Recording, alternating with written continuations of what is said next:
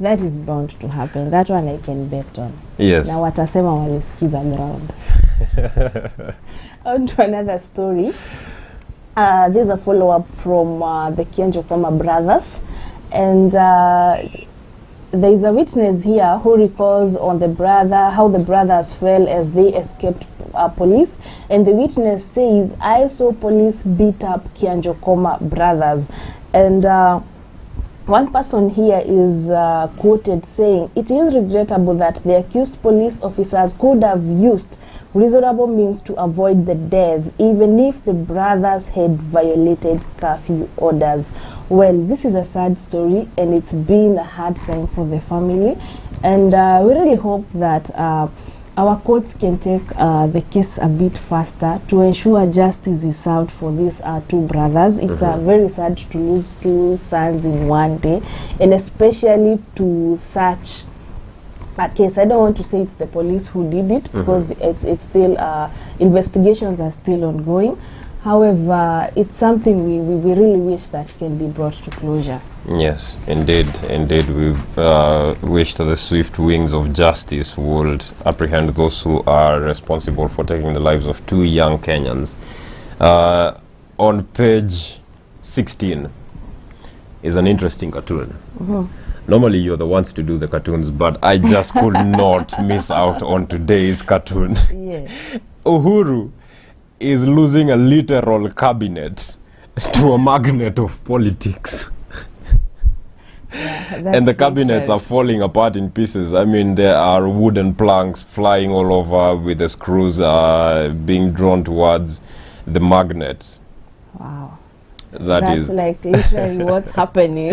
Exactly. And how he rebuilds that again is something we're really looking forward to see. The balance, now that they have fallen out with UDA, and we know that with URP, not UDA, now that they have fallen out with URP, and we had seen like the cabinet was a balance of URP and Jubilee supporters, then we want to see whether those positions will be given to Azimio, like a related kind of people, or how exactly will he have the balance. Another one on page 16 of the Standard newspaper. Fasten your seatbelt, folks. It is that mud slinging season again. Oh, we have ODM, we have UDA with a basket of mud, and I don't know where they are throwing the mud to. And they're throwing it at each other. I mean, the two figures are not exactly clean, and their clothes are also messed up. And they are looking at each other very angrily. So I think when this lady says that it's that mudslinging season again, then it means that our politics where each candidate makes the other muddy. Basically slinging dirt at each other, which is what has been happening at the political rallies that have been happening across the country, and especially now between the president and his deputy, with the very, very bitter exchange of words between the two of them. Sure. It is indeed the mudslinging season. Sure, it's happening to even at the lower level of the MCAs contesting. So you find one MCA at a center and you find the other at another center, and all they are doing is telling the voters how bad the other one is, not in terms of service delivery, but personal kind of intrigue. I really would wish our political arena could change from that. Yeah, indeed. It does have its demerits, but then again, it makes for very interesting conversations. Well, that story has brought us to a time when we have to take a short break, but do stay tuned, because after this short break, I will be coming back with my panel, and we will be discussing a bit of what is happening in the political landscape. Remember, we are live on YouTube and on Facebook. You can leave us your comments on either one of the platforms, and Wairimu Mogo and I will be sure to sample some of your feedback at the end of the show. You can also send us an SMS on 23595 or a WhatsApp message on the number running on your screen down there. Yeah, so that's it. See you in a while. I'll be coming back to talk about dental care with Dr. Muhoro, so don't go too far.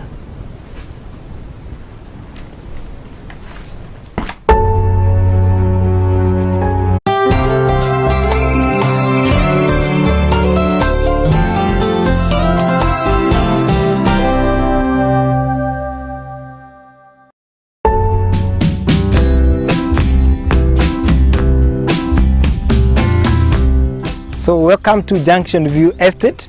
This is a project that is 100 meters off Moya Makutano Road. The project is ideal for commercial. As you can see, it is a few meters from Makutano town. The plots have already title deeds. Again, the red soil is red soil. The size is 50 by 100. And the plots are only going, get this, they are only going for 1.2 million shillings. And I've just told you, the plots have already title deeds. So all you need is to come see, identify your plot, and then you proceed and transfer the title into your team. When you talk of deposit, come with as little as 50,000 Kenya shillings. You can make a deposit and acquire and own a plot with us.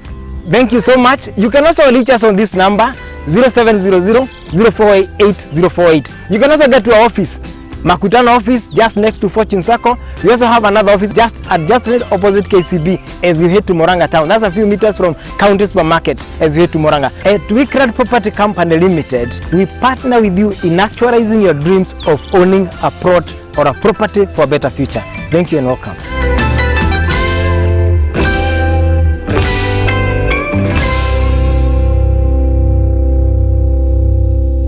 Bedlam ni dawa bora zaidi ya kuua kunguni. Ina uwezo wa kuua viwango vyote kutoka mayai hadi kunguni aliyekomaa. Haina harufu wala mwasho na inaweza kutumika mahali popote. Bedlam imeidhinishwa na Shirika la Afya Duniani WHO. Ipate kwa Agrovet karibu nawe. Kwa maelezo zaidi tumia Friends, teaching with a purpose to produce young men and women of distinction.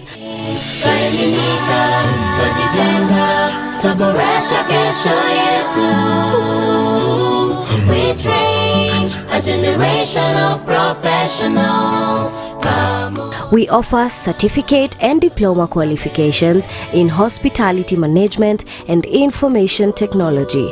Our school is accredited by the Technical and Vocational Education and Training Authority, the TVETA. We are located at Cascades Plaza, Karatina Road, right next to Thika Fire Station. Talk to us today on 0703 777 888. That's 0703 777 888. Cascade Institute of Hospitality, an oasis of excellence. January intake is ongoing.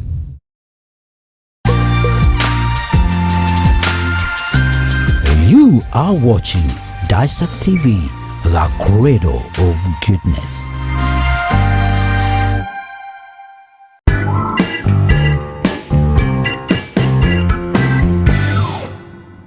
Kasali nakwambia hii kazi ni ya wanaume. Twende nyumbani. Hapana mami, nataka kujua kuendesha. Nataka kujua kuendesha. Wewe wachana na Kasheri. Sasa unauliza Kasheri nini? Nakwambia makosa hii kazi ni ya wanaume.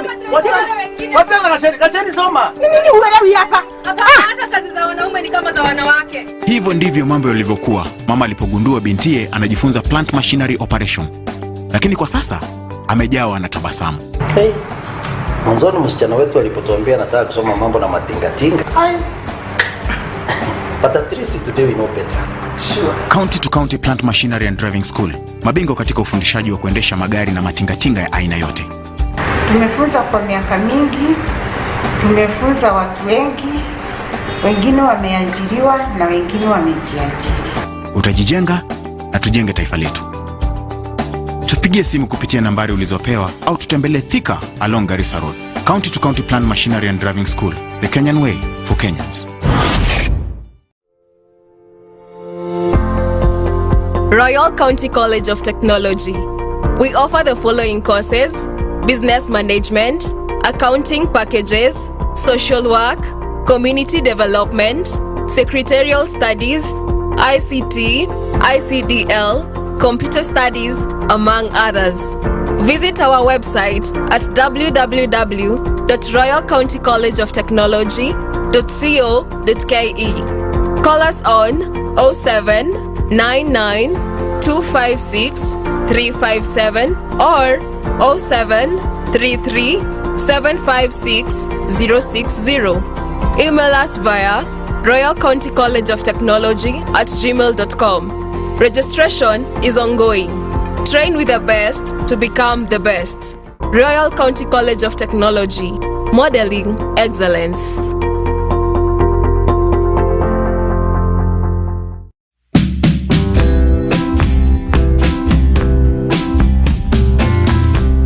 So welcome to Junction View Estate. This is a project that is 100 meters off Mwea Makutano Road. The project is ideal for commercial. As you can see, it is a few meters from Makutano town. The plots have already title deeds. Again, the red soil is red soil. The size is 50 by 100. And the plots are only going, get this, they are only going for 1.2 million shillings. And I've just told you, the plots have already title deeds. So all you need is to come see, identify your plot, and then you proceed and transfer the title into your team. When you talk of deposit, come with as little as 50,000 Kenya shillings. You can make a deposit and acquire and own a plot with us. Thank you so much. You can also reach us on this number 0700 0488 048. You can also get to our office, Makutano office, just next to Fortune Circle. We also have another office at Keno Town. That's just right opposite KCB as you head to Moranga Town. That's a few meters from County Supermarket as you head to Moranga. At Wickred Property Company Limited, we partner with you in actualizing your dreams of owning a plot or a property for a better future. Thank you and welcome.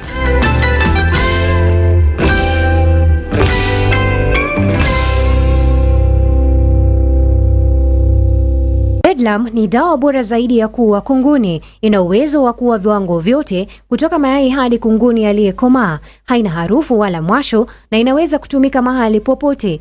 Bedlam imeidhinishwa na Shirika la Afya Duniani WHO. Ipate kwa Agrovet karibu nawe. Kwa maelezo zaidi tumia nambari zifuatazo. Angamiza kunguni na Bedlam kutoka Kinagro. This is Cascade Institute of Hospitality, an institute with a difference, teaching with a purpose to produce young men and women of distinction.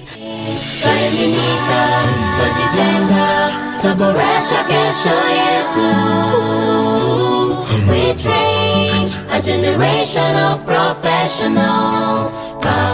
We offer certificate and diploma qualifications in hospitality management and information technology. Our school is accredited by the Technical and Vocational Education and Training Authority, the TVETA.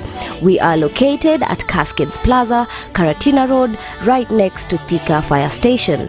Talk to us today on 0703 777 888. That's 0703 777 888. Cascade Institute of Hospitality, an oasis of excellence. January intake is ongoing.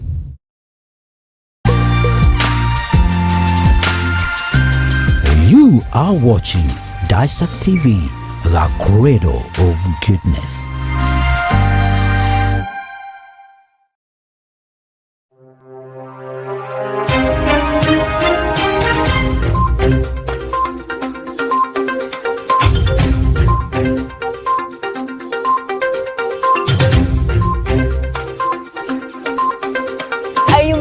Out on important information, worry no more. Here at the Dissect News Desk, we bring you up to speed with authoritative, unbiased and factual news as it happens. Our team goes into the heart of the story and brings it to you with professionalism, credibility, balance and realness. I am Boni Gaidori and this is the Dissect News Desk. I am Wanjiko Njoroge and this is the Dissect News Desk. I am Judy Chalo and this is the Dissect News Desk. I am Halima Omar and this is the Dissect News Desk. I am Walima Mugo and this is the Dissect News Desk.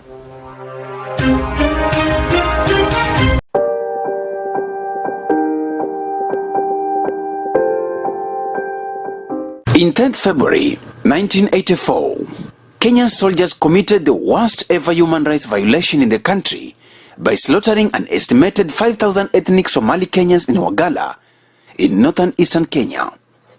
In the year 1989, Ron Brown was elected chairman of the Democratic National Committee, becoming the first African American to lead a major African political party.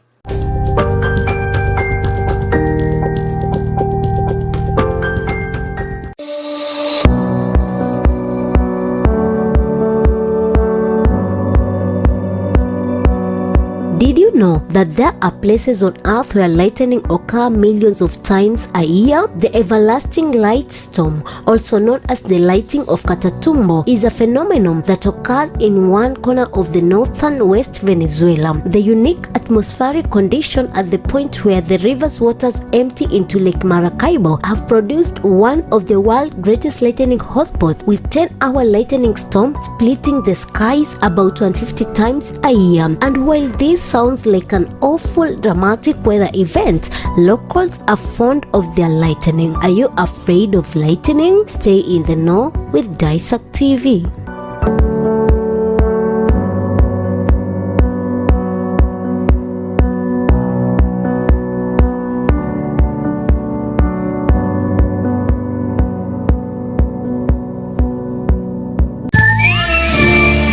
Do you believe in love at first sight? Two different people, two different lives. Jack, a hero pilot, he has everything he has ever wanted. But with a past he'd rather forget. On the other hand, Olivia is a teacher, kind, loving, but nothing at times. Two strangers cross paths. Unknown to them, their lives are just about to change. He's looking for his dad. Oh, he came to the wrong place.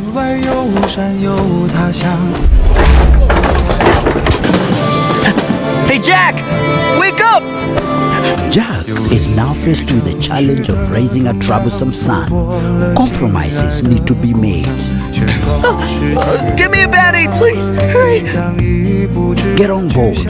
Let's travel and unravel this love mystery. Don't miss Old Boys Monday to Thursday from 8 to 9 p.m. only on Daisak TV, the Credo of Goodness.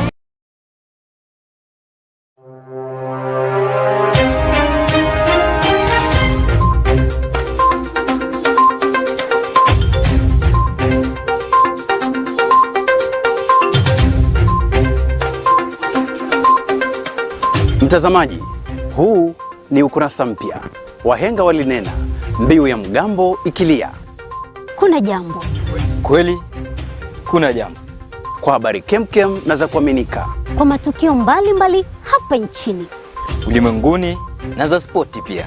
Ungana nami Edmond Modime. Pamoja nami Faith Nzai. Nami Joseph Ngeti. Huu ni mwanzo mpya. Kumbuka, Jimbi atawika Jimbi, awikapo atawika. Jimbi atawika Jimbi, awikapo atawika. Jimbi atawika Jimbi, awikapo atawika.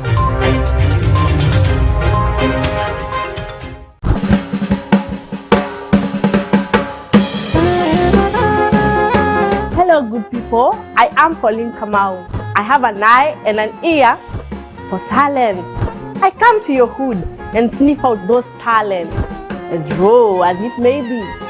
So kama uko na talanta, endelea kuivisha mpaka mimi mwenyewe niuse. So, mkipawaro.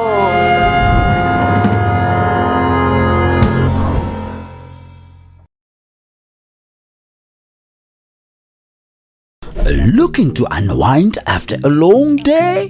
Let's unwind together on Recap as we interact with fun guests. Unanipea mimi Masai Musimu, unanipea wadudu.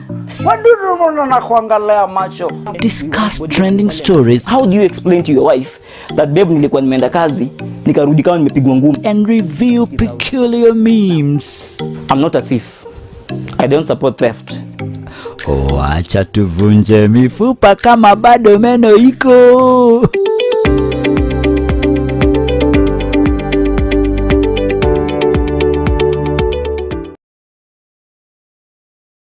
Shake it, shake it. Hey. sheke. Hey, sheke sheke. Hey, sheke sheke. Viuno. Nakukaribisha mpenzi mtazamaji ndani ya Sheke Sheke, kipindi cha muziki wa rumba ndani ya Daisak TV, the cradle of goodness. Na mimi Mama Afrika Elombe Mwasi. Hey, mambo yako sawa na tunakuletea rumba. Tutakuwa tunakuletea rumba asili, rumba ya injili. Tutakuwa tunakuchezea sukus, tutakuchezea mutwas, pia chacho mtazamaji. Tutakuletea muziki yote kutoka Kongo kwa sababu hii ni Sheke Sheke ndani ya Daisak TV, the cradle of goodness. Kila siku ya Jumapili saa 8 hadi saa 10 mtazamaji. Welcome to the biggest, baddest, newest show gracing your screens. I'm Justin, but you can call me Justo. My name is DJ Case Kenya. I am Miss Nara, and this is the D Corner. Every Monday to Friday from 5 to 7 p.m, get ready to experience a new kind of programming. We bring you an action-packed, rib-cracking show. We keep you up to date with all your local and international celebrities on Catch Up. Sit back and relax as DJ Case Kenya plays all your favorite hits from across the globe. We care about your well-being, so we'll discuss all matters lifestyle, from nutrition to health and fitness, from business to education. There is something for everyone. Get to know more about your favorite celebrities as we talk to them one-on-one. Join us on Real Talk, where we tackle real issues facing the youth with lots of laughs along the way. Only on Daisak TV, the cradle of goodness. You've got to love it.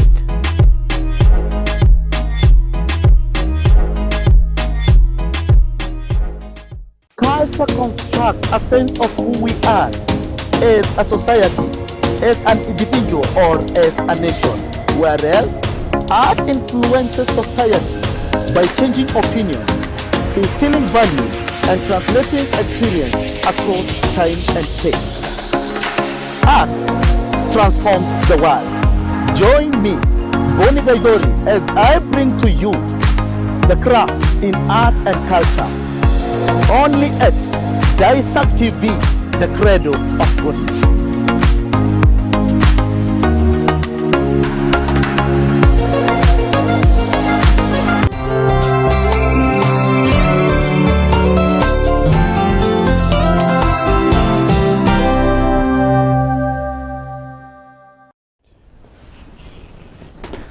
Welcome back to the Morning Dew. This is, as we promised you, the Hotspot segment where we get to discuss matters arising, current affairs politically. And we are in a very, very political season, and that makes for quite some interesting conversations. Well, today I have one guest with me, but the conversation will not be any less interesting. I promise you of that. Before you get to know him, do remember that we are live on Facebook. We are also live on YouTube. You can catch us on either one of those two platforms. You can also watch us on DaisakTV.com or on any one of our social media platforms. Well, you can send us an SMS on 23595 or send us your feedback on our social media platforms, that is at Daisak TV, or send us a WhatsApp message on the number running there on your screen. Now it is time for us to get to know you. Okay, thank you. My name is Jack Norris Kipkoge. Currently I'm a student at Murang'a University, pursuing a degree in software engineering, and I'm on my final year. But as well as I'm a political analyst, political strategist. I work in some technical teams of some political aspirants, and that is what gives me the other side of me. Otherwise, things to do with the country progress. I'm also professionally, I'm a graphical designer, and I did a bachelor's degree in software engineering. Yes, thank you. Wow, that is quite the portfolio. And I did assure you that the conversation will not be in any way disinteresting. So I want us to do something different today, a bit different other than what we've been doing on the Hotspot segment since we started.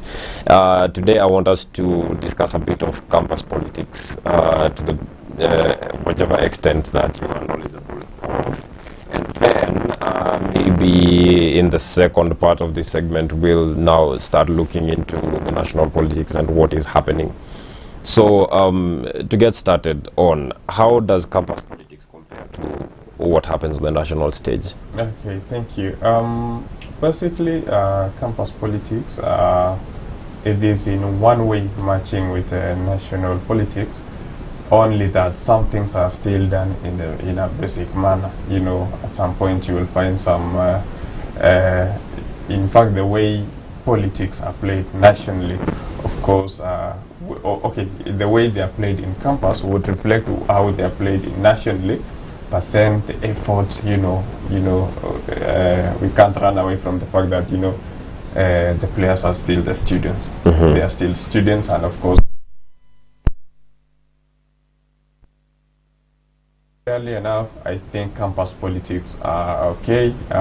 They match national politics to an extent. Even you will find that at some point, people are there championing their aspirations in any way possible to understand everything. And when after politics and everything, now leadership comes in, and so there is that leadership that accompanies politics. Just the way nationally you will have a leadership that will accompany politics that have been played at the background and everything. Yeah. And what changes does the student leaders who are elected effect in the campus? Do they have any say in, for instance, the courses offered? Do they have a say in the times that the classes begin, or is it just is their influence limited only to the social aspects of the student's life? Okay, thank you. I believe the student leadership and everything when it comes to institutions. There was a bill that was signed the other day by the president on the 16th of December 2016 that gave a detail of how the structure of student leadership would be. And so when you find the student leadership, it is coordinated in such a way that at some point they form what we call the University Senate. And in the University Senate, they have the representatives from the council, who are also the representatives of the students. And so as a council, they would go there to the school senate, discuss things, matters pertaining the school, how the school activities are going to be run, how everything is going to be planned, including even what you're talking about, the classes, the timetable and everything. The Senate are there to approve each and every proposal that has been made to the school for the success of the school. Yes. Right. And do you feel like participating in campus politics is something that shapes people for playing politics on a larger scale, that is nationally? Okay, thank you. Basically, how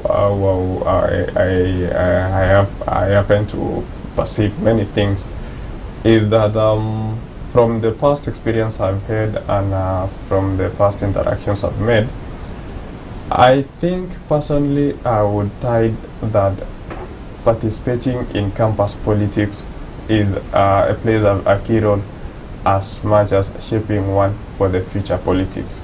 One, in that the political experiences you get in at these basic levels here in campus would at some point need some skills that you acquired somewhere so that you can apply them somewhere. At some point you will go somewhere, you meet new instruments, meet new persons, meet new players, and because of some small rules, some small tactics you have ever used somewhere and they worked, they would help you at the national stage. So to me, I would not despise campus politics. They play a very major role as much as someone is aspiring to be a leader in future, and as much as someone is ready to be part of people contributing to discussions that are going to take this nation to the next level. Yes. And while looking into the social media pages of Moranga University during the time before you had your elections, I came across a very interesting term, and it is a term that is being used also in the national politics, and that is state project. What does it mean as far as campus politics is concerned? All right, thank you. I believe, Mungai, you understand in everything you do. That is what we always call maybe interest. And in politics, there are what we call political interest and everything. That is why you'll find some parties conflicting. They want to do this, they want to do this. And when you take me to a point, you would want us to reason about, to talk about the state projects and everything, just the way you would see what is happening nationally right now. There would always be, maybe at some point, a hand that is trying to intrude. You know, of course, it's not something that is legitimized to be working or to would be approved to work. But then some persons would want to intrude the process in the manner of what they are trying to introduce some darkness, so that you might not get a clear picture of what is actually going to happen. And so decisions are always influenced. And basing on the degree of democracy and everything. And maybe to say specifically, I would say the influence, there is an influence because of course people would want to, you know, invite a new council that is coming in, but then I doubt, I've had my reservations when it comes to having some trust with the school managements and everything. I'm not pointing a finger on a specific management, but then for myself, to myself, I've been a good observant. I've been observing what else has been happening, and I know national politics is a reflection of what has been happening all along. It is a reflection of what has happened at some stages. That is why you have the result over there. And so I would say it is what the people would call a deep state. It is there, and it's not something to be ignored, but it is something that ought to be scrapped away, because it's actually not good for the students' democracy and the students' right. Yes. I have two questions from the statement that you just made. One is about the deep state. What exactly would that be? Do you know what the deep state is? Like, is it a function of previous student body leadership? Is it the management, or is it something? Is it another body outside the school that is affecting matters inside the school? Okay, what I can say about that is that personally I have not experienced, but then I have witnessed happening. And so on the cases that I've witnessed, I would say most probably it is always the school management that are trying to determine the incoming council, so that you would wish to choose some good persons, not the good persons to the students, but then the persons who would easily blend to what sort of the drives you have in that management of yours. So me personally, I have always pointed out on the management, because the management runs nearly everything in any institution, and so for that matter, they would want to see what is good for their own, but not considering what is good for the public. Yes, so it is the management. Okay, and with that in mind, to what extent does democracy exist within universities? Okay. Democracy, when it comes to democracy in some institutions, I would say it varies depending on the institution, because at some point the institution would have to intrigue some new regulations so that they can curtail what has been happening. Or maybe an institution might be having some experience or past experience of some strike and everything. And so to avoid such, they have always learned how things are done, how things are coming in. And so I will tell you, the democracy varies from an institution to an institution. But then generally, in a scale, I would rate, maybe in a scale of 0 to 10, I would rate democracy in campus politics. Maybe I'll have it at 5. Yeah. You playing it safe, keeping it the middle ground. Yeah? Because it is, it's not, the management, they don't have a political interest, but they have their own interests that are influenced or that would be affected by those politics. And so to have it a fair ground, I would say there is a battle between two parties. The students, leave alone now the coalitions, the student coalitions and everything, the students at large versus the management.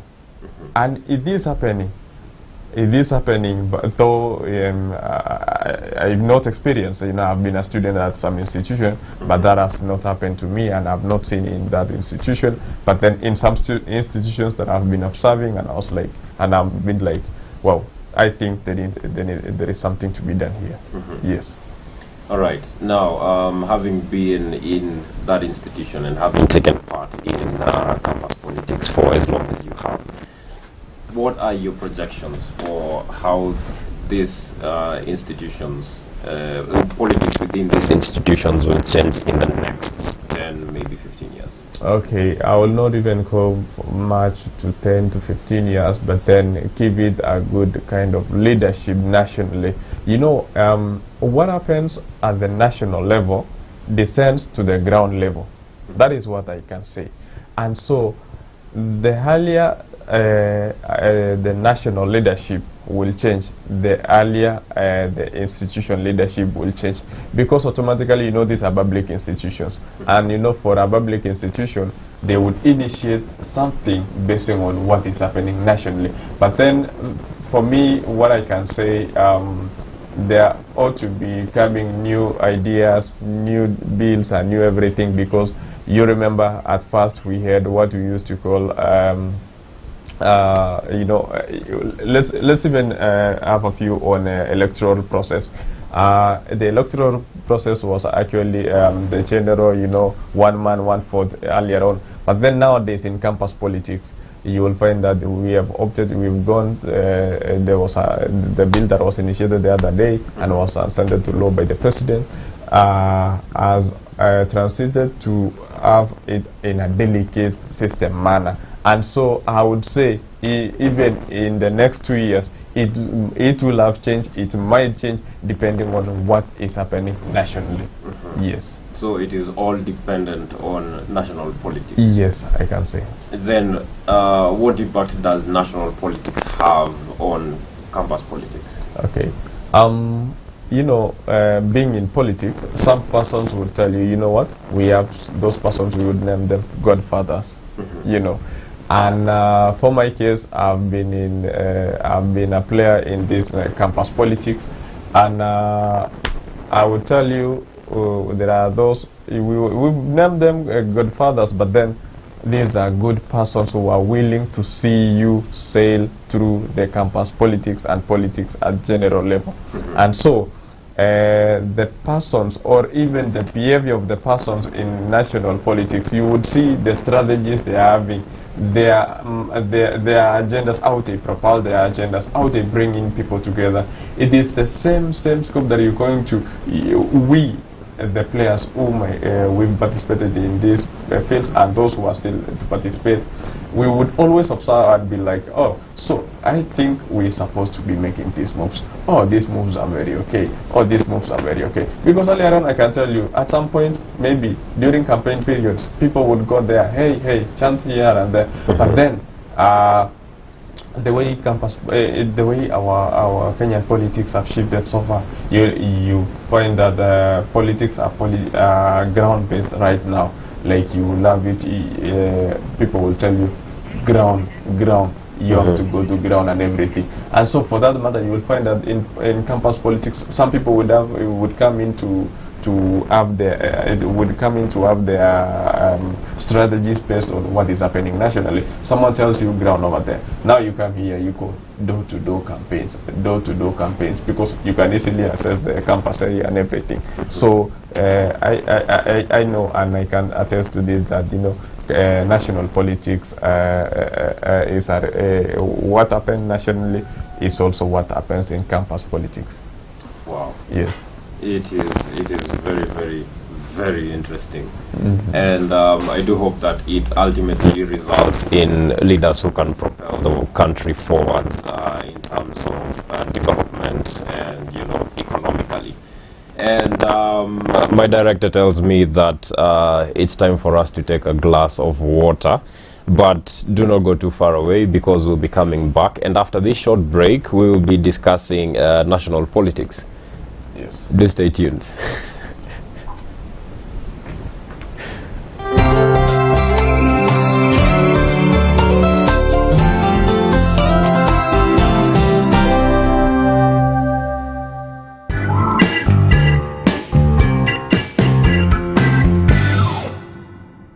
Nakwambia hii kazi ni ya wanaume. Twende nyumbani. Hapana mami, nataka kujua kuendesha. Nataka kujua kuendesha. Wewe wachana na Gasheri. Sasa unauliza Gasheri nini? Nakwambia makosa hii kazi ni ya wanaume. Wachana na Gasheri. Gasheri soma. Nini huelewi hapa? Hata kazi za wanaume ni kama za wanawake. Hivyo ndivyo mambo yalivyokuwa mama alipogundua bintiye anajifunza plant machinery operation. Lakini kwa sasa amejawa na tabasamu. Mwanzoni msichana wetu alipotuambia anataka kusoma mambo na matingatinga. But at least today we know better. Sure. County to County Plant Machinery and Driving School. Mabingwa katika ufundishaji wa kuendesha magari na matingatinga ya aina yote. Tumefunza kwa miaka mingi, tumefunza watu wengi, wengine wameajiriwa na wengine wamejiajiri. Utajijenga na tujenge taifa letu. Tupigie simu kupitia nambari ulizopewa au tutembelee Thika along Garissa Road. County to County Plant Machinery and Driving School. The Kenyan way for Kenyans. Royal County College of Technology. We offer the following courses: business management, accounting packages, social work, community development, secretarial studies, ICT, ICDL, computer studies, among others. Visit our website at www.royalcountycollegeoftechnology.co.ke. Call us on 0799 256 357 or 0733 756 060. Email us via royalcountycollegeoftechnology@gmail.com. Registration is ongoing. Train with the best to become the best. Royal County College of Technology, modeling excellence.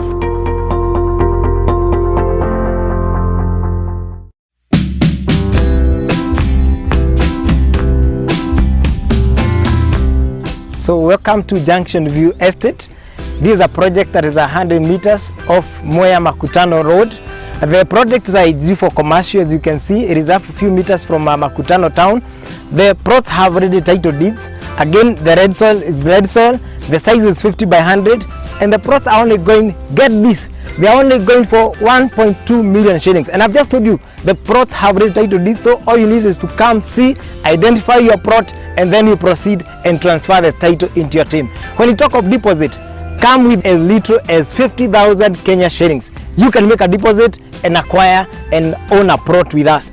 Thank you so much. You can also reach us on this number 0700 048 048. You can also get to our office, Makutano office, just next to Fortune Circle. We also have another office at Keno Town. That's just right opposite KCB as you head to Moranga Town. That's a few meters from County Supermarket as you head to Moranga. At Wickrad Property Company Limited, we partner with you in actualizing your dreams of owning a plot or a property for a better future. Thank you and welcome.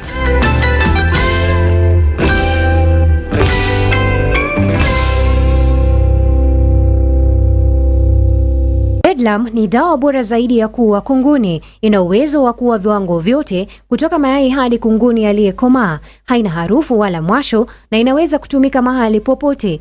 Bedlam imeidhinishwa na Shirika la Afya Duniani WHO. Ipate kwa Agrovet karibu nawe. Kwa maelezo zaidi, tumia nambari zifuatazo. Angamiza kunguni na Bedlam kutoka Kinagro.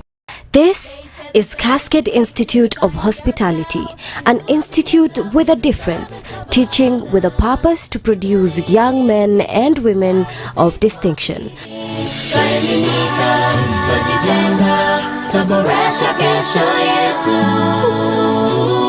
We train a generation of professionals. We offer certificate and diploma qualifications in hospitality management and information technology. Our school is accredited by the Technical and Vocational Education and Training Authority, the TVETA. We are located at Cascades Plaza, Karatina Road, right next to Thika Fire Station. Talk to us today on 0703 777 888. That's 0703 777 888. Cascade Institute of Hospitality, an oasis of excellence. January intake is ongoing.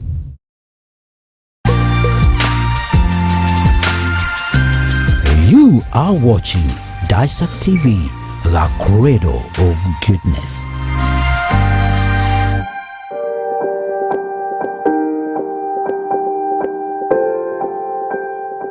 In 10th February 1984, Kenyan soldiers committed the worst ever human rights violation in the country by slaughtering an estimated 5,000 ethnic Somali Kenyans in Wagala, in northern eastern Kenya. In the year 1989, Ron Brown was elected chairman of the Democratic National Committee, becoming the first African American to lead a major African political party.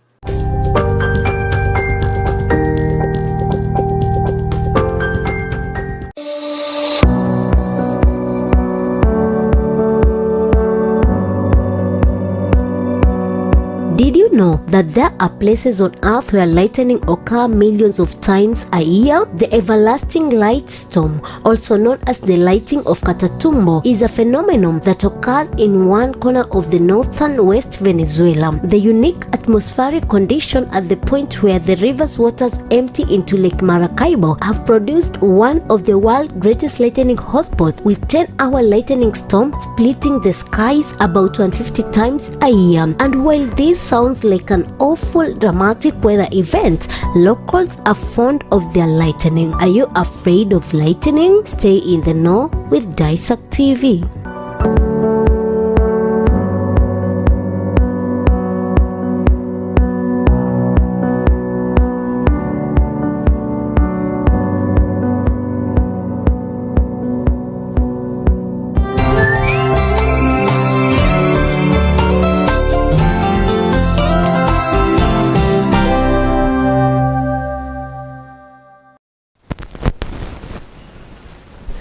Welcome back to the Hotspot segment of the Morning Dew Show. My name is Kelvin. If you are just joining us, do remember that you can catch us on any one of our social media platforms. That is at Daisak TV. You can watch us on Signet and or on daisaktv.com. And you can send us your feedback on, again, any one of our social media platforms, or on the SMS line 23595, or send us a WhatsApp message on the numbers running right there below your screen. We do have quite a lot of options to communicate with our viewers, do we not? Well, with our glass of water, Jack Norris and I have been joined by two other gentlemen. I will give them the opportunity to introduce themselves to you, so we can dive into the analysis of what is happening politically at a national level. Let's start with you, sir. I'm Kenneth Mbanya. I'm Councillor Daisak Nisaka and reporter. Oh. And I love politics. You do love politics. And sports. Yeah. All right. Welcome to Hotspots. I'm Joseph Ngeti. I think that's all. It's not the first time Joseph is here with us. Yeah. You are part of the team that we will be unveiling later on for news updates on Daisak TV. And I think we are all very, very excited to do that. But for now, let us look at what is happening countrywide. What are your thoughts on the claims that the president is supporting Honorable Raila Odinga so that he can later on run the country through a proxy, once his term is ended? Okay, thank you. I think for my case, I would find it some sense of betrayal, because remember earlier on you had someone else whom at some point you had agreed you would walk this journey together until the latter, because some persons even everywhere they can access some sort of, someone has ever claimed there is yangu kumi, yako kumi. And for that reason, I would personally say there is some sense of betrayal, and I would wish to plead to the president that it is not all about what we are going, what are your personal interest as far as the coming government is concerned. You are done with yours. We would actually ask you to keep us some space, allow us to play safe politics, and supporting Raila is not a better option. It would even look for another option. Yes. But does the president intend, from what you know about him, do you think he intends to still be running the country, behind the scenes? Yes, the way I perceive and the way I would look at the mood and read anything in political arena, I would tell you the president himself would want to be part of those persons who are going to run the coming government. But then, they would want to install a symbolic president. But then there are other engineers who are engineering this country. Those persons who would wish to have this sense of state capture and everything. And that is why we want to tell them that this country is not going to be run by those persons who think that they own this country, but then it will be run by the people through their voices at the ballot box. Yes. Much like what the deputy president and his team has been saying all along during their campaign journey. Bwana Ngeti. To me, I can say that kikohozi akifichiki. Kama una kikohozi ndugu yangu, utakikohoa tutajua unakohoa. Yaani imefika stage ambayo sasa hivi rais hataki kuficha tena. Ni dhahiri anaweka wazi kwamba sasa tutakuja. Sijuzi tulimsikia akisema tusubirini tunakuja. Lakini mimi nataka kuiangalia hii hoja kwa misingi miwili. Kwa sababu pia yeye naye ni rais, na tulimsikia pia akisema kwamba naweza nikasema kwamba kwa upande kwa maoni yake aliyosema, nilikuwa nasema hata yeye pia anaweza akasema kwamba mtu huyu anafaa, na kwa sababu kuna watu wanamsikiliza akiongea na wale watu ambao wanamsikiliza, we can go that direction. Kwa hiyo mimi sioni shida akimsupport bwana Odinga, ni kupenda kwake. Kwa sababu kura yake si moja tu. Kwa hiyo akisema mimi namsupport bwana Odinga, ni sawa, msupport mzee. Lakini kumbuka kuna makundi mangapi? Tuko na makundi matatu. Kuna kundi linalomsupport bwana Odinga, kuna kundi linalomsupport naibu wa rais William Ruto, na kuna lile sasa ambalo linasubiri mwelekeo wa rais atasema nini. Kule rais atasema ndiko tutakapoenda. Sasa kuna hayo makundi matatu, na hao wote wanangangania kundi la nani? Kundi la rais. Kwa sababu hao wana kundi lao, hao wana kundi lao. Kwa hivyo kuna huu muhimili mwingine ambao una kundi lake. Sasa kila mtu anajaribu kupiga pale kama atafanya nini. Huyu yake itakayesikika ya kwanza akiwa huu vizuri, anaenda nao. That's why unakuta sasa rais aliposema kwamba anamsupport bwana Odinga, upande mwingine wamekuwa na hoja nyingi. Lakini sio jambo la kushangaza kuona rais anayeondoka madarakani amemaliza muhula wake anamsupport, ameamua kumsupport mtu fulani ama kumbeba mtu fulani. Ukiangalia kwa mfano Tanzania wakati walipokuwa na uchaguzi miaka iliyopita, mwende zake bwana Dr. Magufuli alisupportiwa sana na rais mstaafu Jakaya Kikwete. Alimpa support kubwa sana. Na hii inatuonesha nini? Kwamba huu tayari ni mfano ambao tunaweza tukautumia, kwamba huyu alikuwa anaenda mpaka kwenye kampeni. Na ukumbuke Kikwete pia naye alikuwa na ushawishi mkubwa. Kwa hivyo ni swala tu la kusema kwamba tunatafuta marafiki ambao watafanya nini? Tutasaidiana katika kumpata yule mwale. Msichana anatongoza, kitongozwa akikushinda wewe unatafuta mtu kufanya nini? Unatafuta wazee bwana, nendeni, mimi nimejaribu nikashindwa. Kwa hiyo na yeye anakuja kutafuta the same way. You know my brother here. Maybe I would wish us to go specific so that uniweke wasi pia, manake when you tell me kura ya president ni moja, and at the same time kuna kikundi na mgoja president, sasa mimi nakupoteza. Maybe I want to understand you also. Okay, kura ya rais ni moja, yake ni moja, hata kura yako ni moja, lakini pia wewe nao uko na wafuasi wako nyuma ambao wanakusikiliza bwana. Ukisema bwana twende kwa ndugu yangu hapa, tunaenda. Ukisema twende huko, wanaenda. Sasa ndio ilivyo kwa sasa hivi. Kwa hiyo rais pia naye sio ni vibaya akisema kwamba namsupport nani? Bwana Odinga. Ni sasa ndio muda mzuri sasa wa kuonyesha, kila mtu aonyeshe makali yake. Kama wewe anamsupport, bwana msupport, lakini sisi hatuungi agenda yenu nini? Hatuungi mkono. Sisi tutaenda kivyetu mpaka tutoboe. Bora Mbanya. Could this be the first time that we are seeing a president supporting a candidate who eventually clinches the top seat? Because previously, the previous president, Honorable Moi Kibaki, was very, very quiet on his preferred candidate for his succession. Moi was vocal, but his preferred candidate did not take the seat. So could this be the first time that the preferred candidate for an exiting president succeeds him? Actually, when Mr. Ngeti was talking, nilikuwa sikia nikiwashawashwa. So I think history is repeating itself. Because if I take you back to 2002, and people don't talk much about this, but in 2002, if you remember that Moi Kibaki was not getting the support from Daniel Moi to the Torotich Arap Moi, because I remember he was endorsing Uhuru. If I take it back from there, so there's history repeating itself, and I think the direction in which Raila Odinga, through his Azimio la Umoja crew, is going to take is what is going to give the direction towards. The direction is going to take, and we expect in about 3 weeks that the president will launch his bid, his support for Raila Odinga. There is a general meeting and stuff which is expected, and from there we are going to know the way ahead. We don't know what we actually say. We don't know whether we may think that William Ruto does not support the president. But still, we don't know. Things change, by the way. Within this, I promise, within these 6 months, a lot is going to change. There will be a lot of betrayals, and we'll still wait. Maybe before, when personally, I think this is not. It would have been the first time 202. Because the preferred candidate was the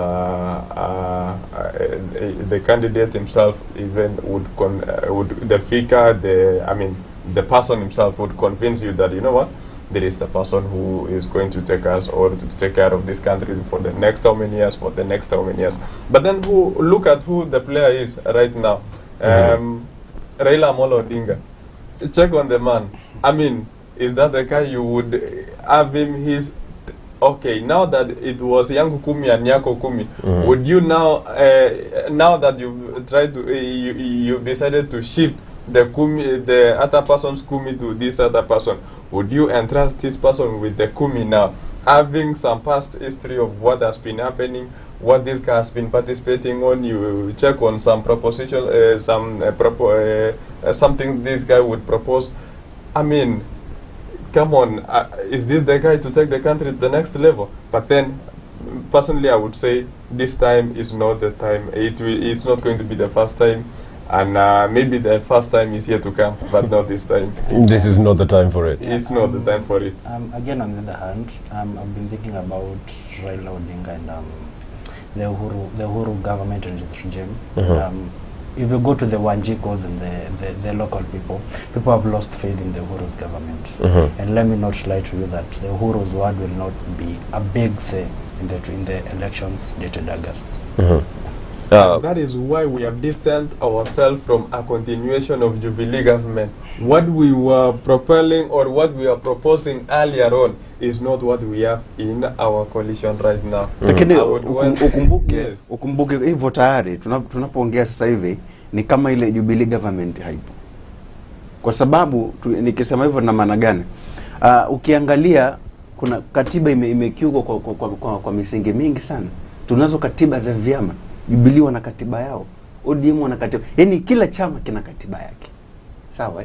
na ukiangalia nasema kwa sababu gani misingi ile ya katiba hata za chama imekiukwa na kwamba Jubilee ni kama haipo, inayoongoza sasa ni Azimio. Ukiangalia alipoondoka tu naibu wa rais William Ruto kuonyesha kwamba anataka kuwania urais kupitia tiketi ya chama kingine na sio Jubilee, na wakati alikuwa ni mmoja wa chama cha Jubilee, hiyo tayari inatuambia nini? Kwamba chama kama chama cha Jubilee kilikuwa kina ukisaliti amri unafanya nini? Unatolewa. Sasa alikuwa ni mtu wa kwanza kufanya nini? Kutolewa kwenye chama. Na wengi wamekuwa wakifuata ule mkondo. Sasa hivi kila mtu anahama tu. Lakini vyama vinafanya nini? Vimetulia. Tunaye msajili wa vyama. Kwani haoni kinachotokea? Tunayo tume ya uchaguzi. Kwani akioni kile kinachoendelea? Kwani kazi ya tume kazi ya msajili wa vyama ni nini? Registrar kazi yake ni nini? Hawa watu wana defect kwenye vyama vyao. Wanafaa kufanywa nini? Katiba yao ya chama anazo. Inasema kwamba ukitoka chama wafanye nini? Tunakutoa kwenye chama. Lakini nini kinachoendelea? Anatoka leo na kesho bado anaendelea kuongoza.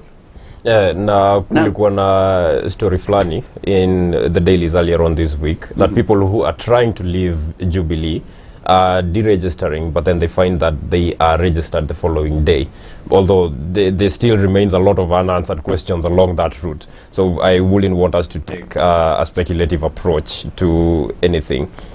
If we take it on the unanswered questions, they still take it back to yesterday was the last day for the public service people to resign.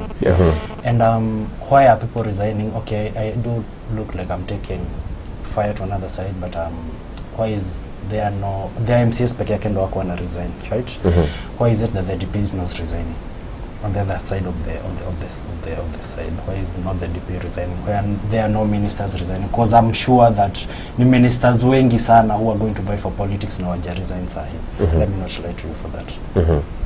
So I think something is wrong with the parties, and I don't know what's going to happen. There could be something happening. The situation in Kenya anyway, you know, every department, every wing is influenced in such a manner that before they watch something, before they see something, they must see it through someone's eyes. Yes. Well, away from the parties and the party politics, let us zoom in on one individual. Let us seek to answer one question that has been on the mouths of many of the people that I have talked to. People now claim that Honorable Raila Odinga has since mellowed. He is no longer the political enigma that he used to be. Is there any merit to this claim? Maybe I would take that first because having observed what Raila has been doing and has been championing for, I think the right Raila we had was 2007, and the Raila we had, the candidate of Raila was 2013. But then right now, the Raila I know, I don't know, when someone is growing, I don't know, do we, you get tired along the way and everything, because the vibrancy of Raila right now, have a look at how he strategizes his politics. Though I don't despise Raila. Raila, this is a very political giant, and this is a very smart guy. This is a guy who would sit down there and watch Uhuru Ruto fighting in favor of him, because he's just there listening to them throwing themselves some words, the president is fighting on behalf of Raila, and Raila is just sitting there. So I know the smartness in Raila, but then the vibrancy of Raila, the agendas he has, these are good agendas based on past experience and everything. But then how he does his things, he wants to run a government where he's not even campaigning for even a single MP. I've seen him go to these Azimio rallies. I've not seen him, do some mega announcements. And you know what? Even though we would not wish to go to the, this appointment and such kind of, we want to influence the party selections system. But then you should rally, champion for as many persons who will come to support the government as possible. That is why the DP will want to have as many MPs as possible, many persons as possible in the government, so that even in his absentia, he will be there. Yes. Well, gentlemen. Okay. I think on the question of Raila and all his politics. Just briefly, please. Briefly. I think Raila right now we can say is less relevant. Because I think his career he killed it in 2017 when he refused Alikata elections and stuff. Then they were unalified, and next they want to do a rerun. Then the next minute he didn't get to the ballot box. So I think that's why he killed his career and his popularity. Yes, we remember with history that he has done a lot for the country, but still in 2017 that's why his career died. And right now I don't endorse Raila for president. Kwa upande wangu mimi naweza sema sasa hivi amechoka. Nikitumia huo msemo, naomba nitumie msemo kwamba kusema amechoka. Kwa nini? Ukiangalia performance yake ya miaka iliyopita na sasa hivi imekuwa tofauti. Sasa hivi ni kama anaendeshwa na watu fulani na kikundi cha watu fulani. Nenda tu kagombea urais, kwa sababu umekuwa ukigombea tangu miaka ya nyuma.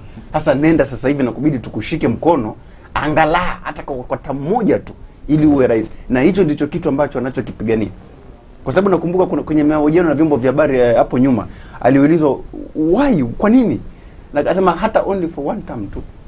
Yeah, it's enough. Yani tu ile, yani kutafuta tuseme ni kama sasa hivi anatafuta title, aandikisha historia nilikuwa waziri mkuu, niligombea sijui mara ngapi nikashindwa, alafu baada after all that nikawa rais. At long last sasa nikawa rais tena wa one term.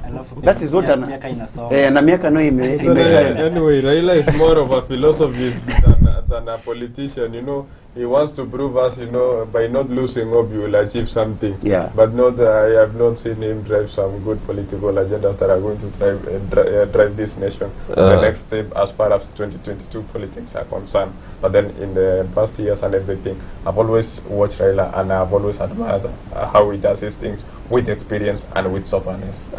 Well, it really hurts me to make this announcement, but we are out of time. Well, with that in mind, briefly, just for maybe 10-30 seconds, just your final words to the citizens who are watching us. Let's start with you, Bwana Mbaya. Just a word. Recently, the ABC finalized their and still they're still registering your voter. So just get out and register as a voter. If you would think you can make a decision to the political direction in August, just make your step and vote. Just register yourself as a voter and vote for your rightful political person. Because personally, I don't want to take sides, but I'm not going for the wrong decision. I'm going to register and vote for my perfect person who's not corrupt, doesn't have all that. And again, just a bit about the issue of the Ruto and Uhuru issue. I think it's a bad image for the country. So yeah. All right. Thank you very much. Thank you. Bwana Ngeti. Kwangu mimi ningesema kwamba hao watu ambao hawajachukua vitambulisho ndio wanatukwamisha hao. Watu waende wakachukua vitambulisho. Sasa hivi ukitembelea wadi nyingi vitambulisho bado kuna watu ambao hawajachukua vitambulisho. Na uwezi kujisajili kama mpiga kura kama una kitambulisho. Nashukuru ndugu yangu hapa ameweza kuligusia hilo kwamba watu wajisajili kama mpiga kura, lakini tutajisajili vipi? Kachukua kitambulisho alafu hakikisha kwamba unaenda kujisajili kama mpiga kura, lakini pia tuwe makini sana tusije tukarudia yale makosa ya mwanzo tukaja kujutia kwa miaka yote sasa. Thank you very much. Briefly, I would want to say that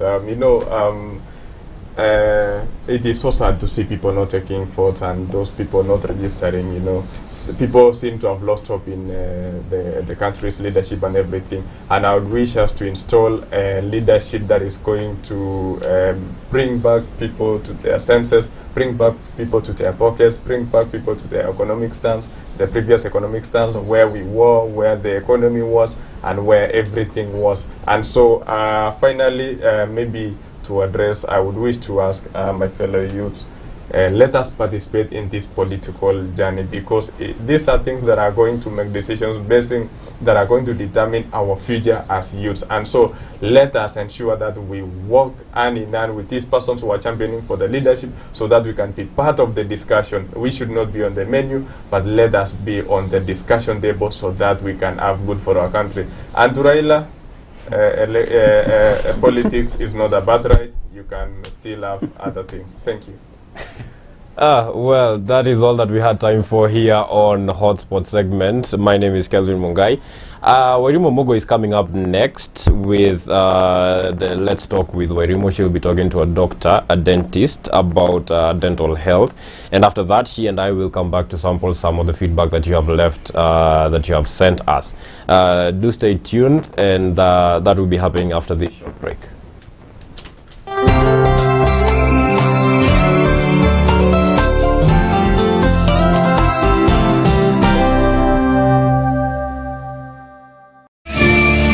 Do you believe in love at first sight? Two different people, two different lives. Jack, a hero pilot, he has everything he has ever wanted. But with a past he'd rather forget. On the other hand, Olivia is a teacher, kind, loving, but nothing at times. Two strangers cross paths. Unknown to them, their lives are just about to change. He's looking for his dad. Oh, he came to the wrong place.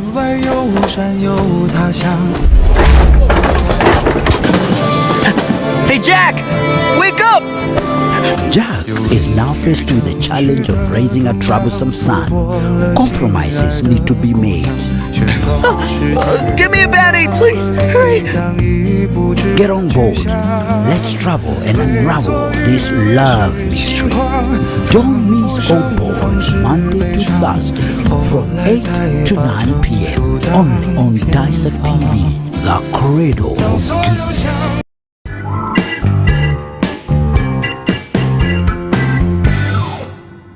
Sasa nakwambia hii kazi ni ya wanaume. Twende nyumbani. Hapana mami, nataka kujua kuendesha. Wewe achana na Gasheri. Sasa unauliza Gasheri nini? Nakwambia makosa hii kazi ni ya wanaume. Wachana na Gasheri. Gasheri soma. Nini huelewi hapa? Hata kazi za wanaume ni kama za wanawake. Hivyo ndivyo mambo yalivyokuwa mama alipogundua bintiye anajifunza plant machinery operation. Lakini kwa sasa amejawa na tabasamu. Hey, mwanzoni msichana wetu alipotuambia anataka kusoma mambo na matingatinga. But at least today we know better. Sure. County to County Plant Machinery and Driving School. Mabingwa katika ufundishaji wa kuendesha magari na matingatinga ya aina yote. Tumefunza kwa miaka mingi, tumefunza watu wengi, wengine wameajiriwa na wengine wamejiajiri. Utajijenga na tujenge taifa letu. Tupigie simu kupitia nambari ulizopewa au tutembelee Thika along Garissa Road. County to County Plant Machinery and Driving School. The Kenyan way for Kenyans. Royal County College of Technology. We offer the following courses: business management, accounting packages, social work, community development, secretarial studies, ICT, ICDL, computer studies, among others. Visit our website at www.royalcountycollegeoftechnology.co.ke. Call us on 0799 256 357 or 0733 756 060. Email us via royalcountycollegeoftechnology@gmail.com. Registration is ongoing. Train with the best to become the best. Royal County College of Technology, modeling excellence.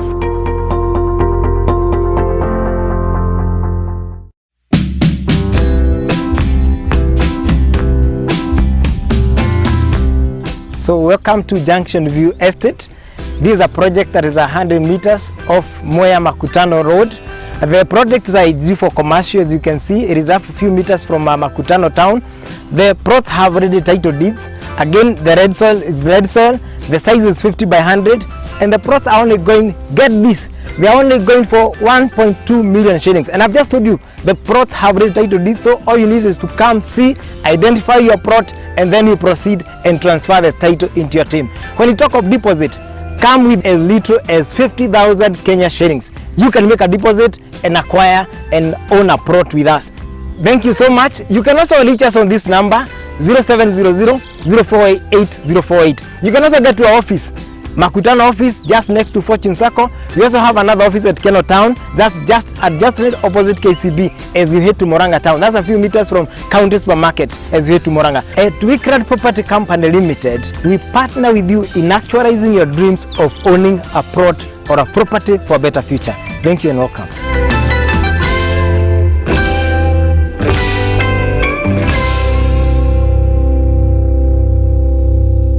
Bedlam ni dawa bora zaidi ya kuua kunguni. Ina uwezo wa kuua viwango vyote kutoka mayai hadi kunguni aliyekomaa. Haina harufu wala mwasho na inaweza kutumika mahali popote. Bedlam imeidhinishwa na Shirika la Afya Duniani WHO. Ipate kwa Agrovet karibu nawe. Kwa maelezo zaidi tumia nambari zifuatazo. Angamiza kunguni na Bedlam kutoka Kenagro. This is Cascade Institute of Hospitality, an institute with a difference, teaching with a purpose to produce young men and women of distinction. Twaelimika, twajijenga, twaboresha kesho yetu. We train a generation of professionals. We offer certificate and diploma qualifications in hospitality management and information technology. Our school is accredited by the Technical and Vocational Education and Training Authority, the TVETA. We are located at Cascades Plaza, Karatina Road, right next to Thika Fire Station. Talk to us today on 0703 777 888. That's 0703 777 888.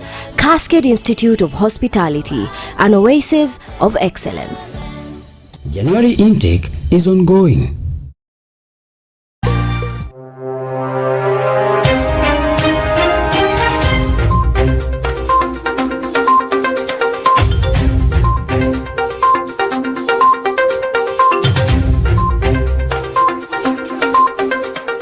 Mtazamaji, huu ni ukurasa mpya. Wahenga walinena, mbiu ya mgambo ikilia, kuna jambo. Kweli kuna jambo.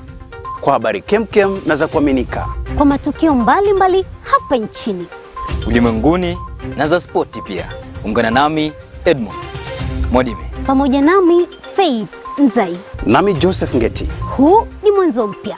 Kumbuka, Jimbi atawika jimbi, awikapo atawika. Jimbi atawika jimbi, awikapo atawika. Jimbi atawika jimbi, awikapo atawika.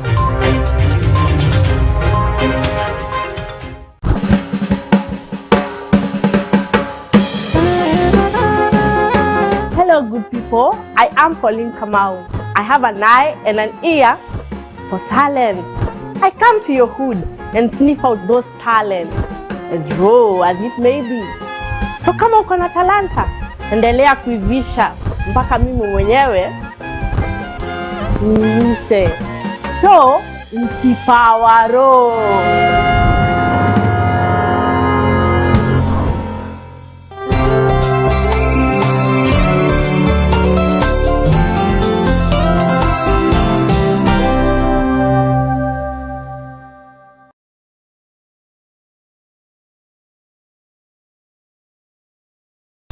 Look into it.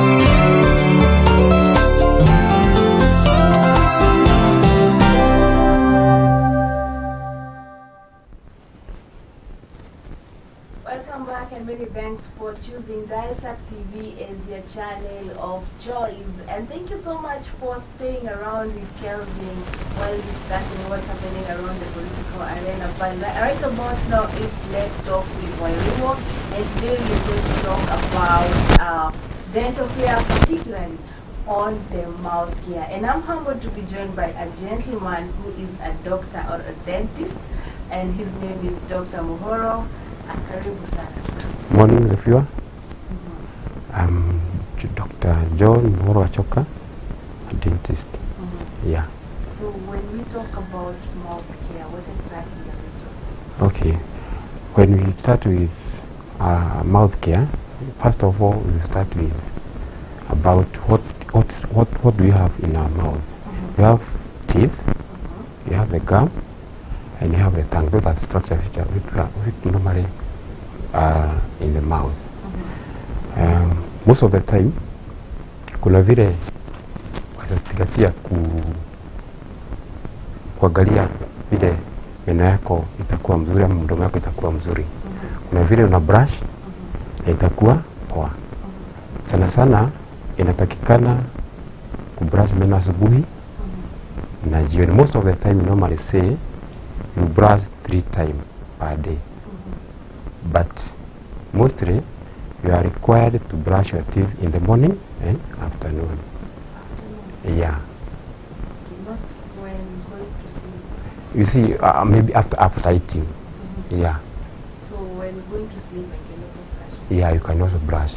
How do I brush my teeth? Do I just brush up like I'm brushing my shoes or? No.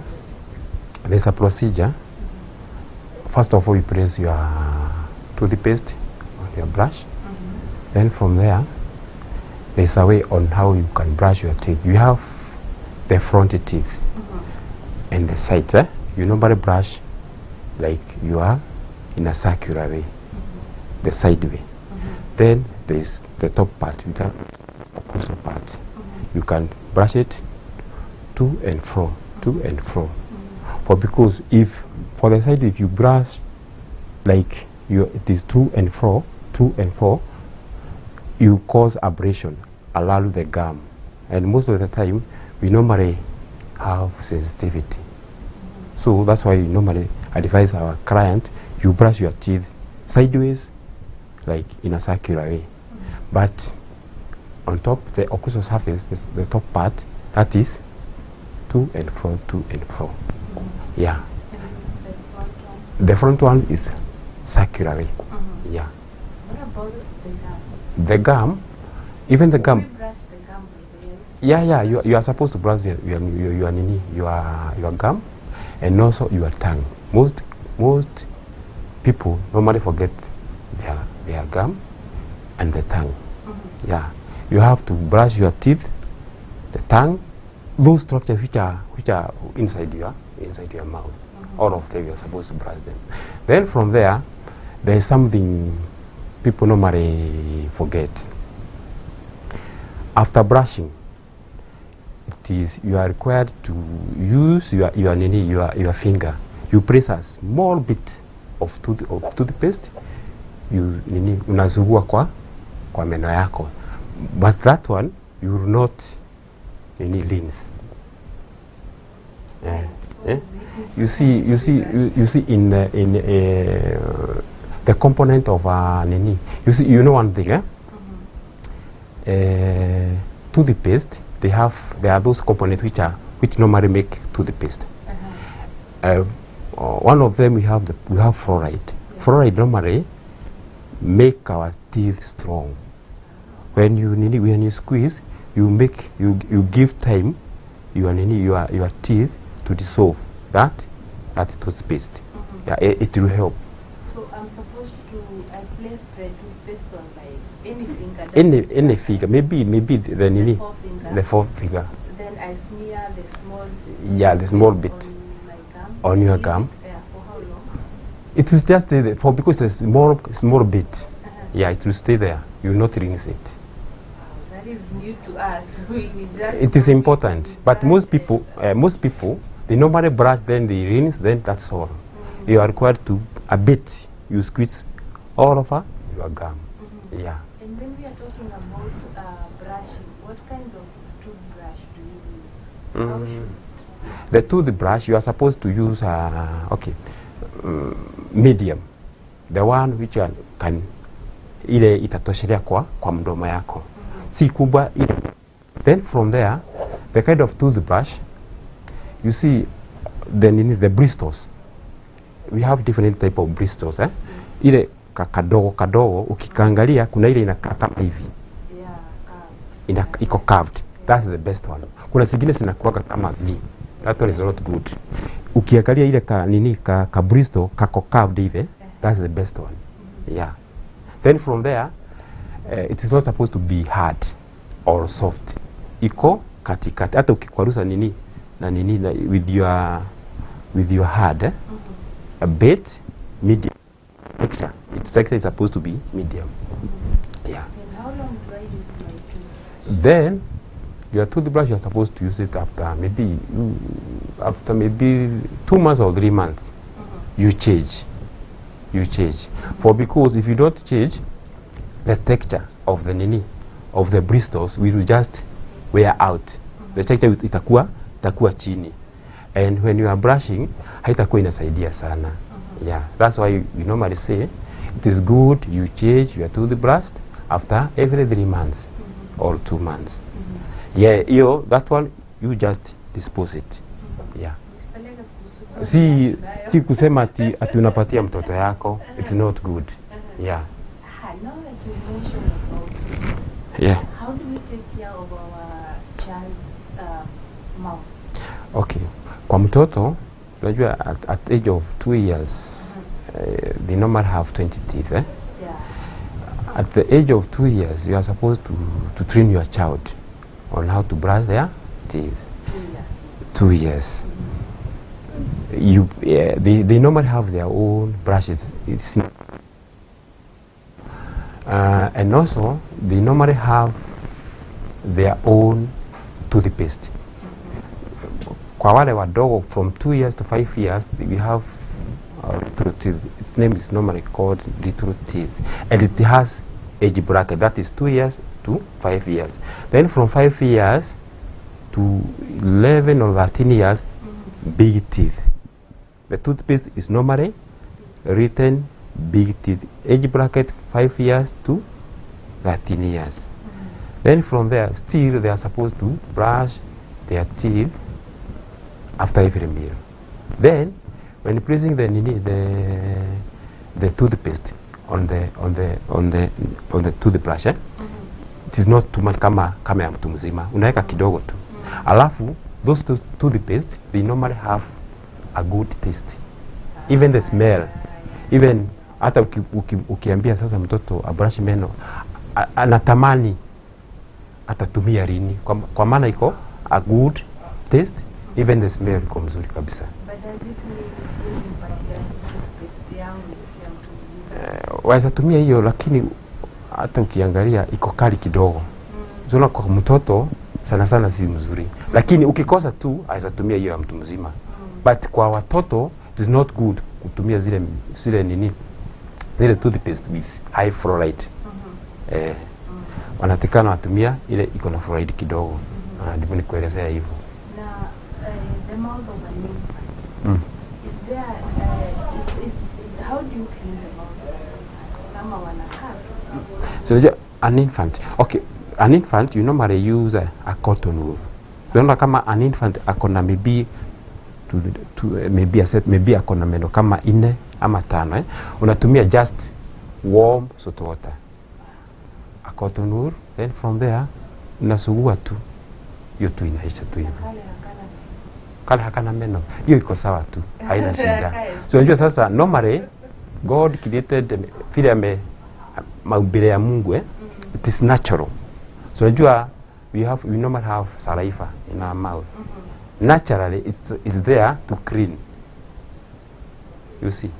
Then from there kuna kitu moja nilikuwa nikuelezea about brushing. We normally say you brush your teeth after every meal. Yes. Na nilikuwa nimekuelezea you brush your teeth morning na jioni. But most of the time you normally get people brushing their teeth in the morning because maybe kwa maana unaenda kazi. Alafu sasa unajua tu utapatana na watu wengine. It is very important to brush your teeth in the evening. And brush. Kwa maana during the day when you are talking, your mouth normally produces a lot of saliva.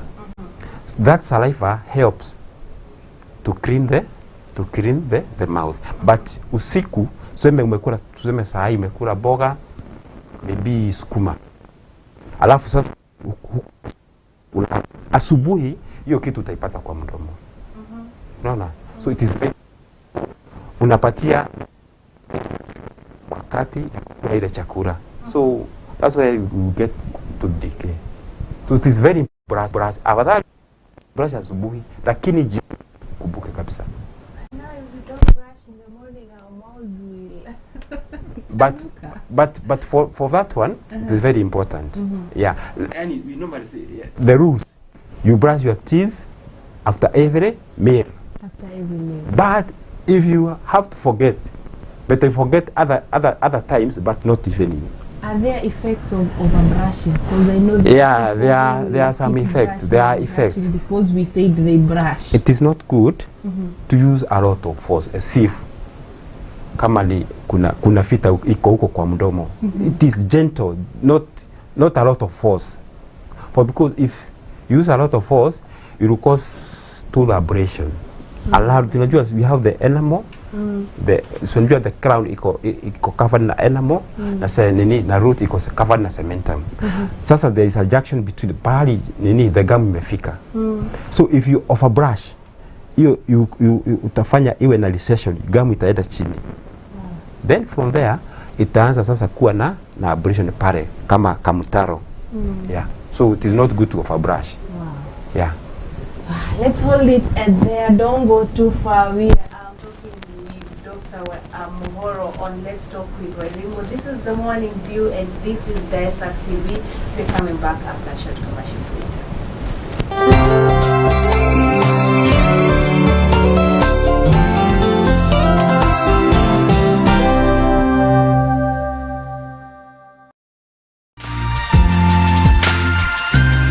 You are watching Dissect TV, the cradle of goodness.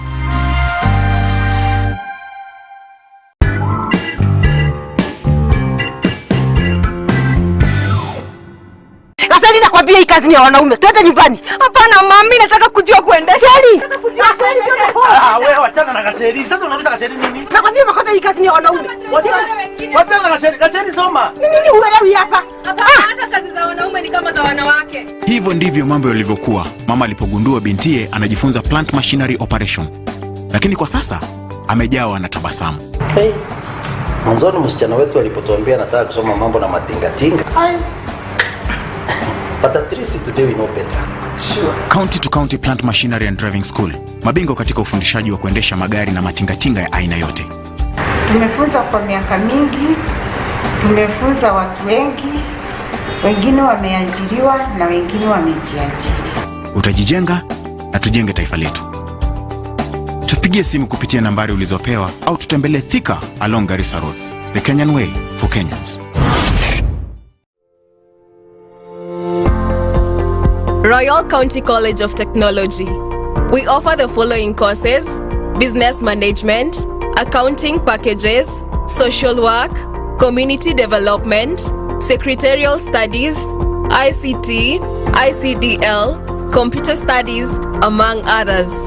Visit our website at www.royalcountycollegeoftechnology.co.ke. Call us on 0799 256 357 or 0733 756 060. Email us via royalcountycollegeoftechnology@gmail.com. Registration is ongoing. Train with the best to become the best. Royal County College of Technology, modeling excellence.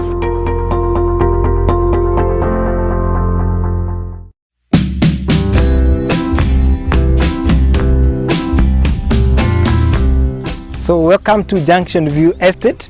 This is a project that is 100 meters off Mwea Makutano Road. The project is ideal for commercial. As you can see, it is a few meters from Makutano town. The plots have already title deeds. Again, the red soil is red soil. The size is 50 by 100. And the plots are only going, get this, they are only going for 1.2 million shillings. And I've just told you, the plots have already title deeds. So all you need is to come, see, identify your plot, and then you proceed and transfer the title into your team. When you talk of deposit, come with as little as 50,000 Kenya shillings. You can make a deposit and acquire and own a plot with us. Thank you so much. You can also reach us on this number 0700 048 048. You can also get to our office, Makutano office, just next to Fortune Circle. We also have another office at Keno Town. That's just right opposite KCB as you head to Moranga Town. That's a few meters from County Supermarket as you head to Moranga. At Wickred Property Company Limited, we partner with you in actualizing your dreams of owning a plot or a property for a better future. Thank you and welcome.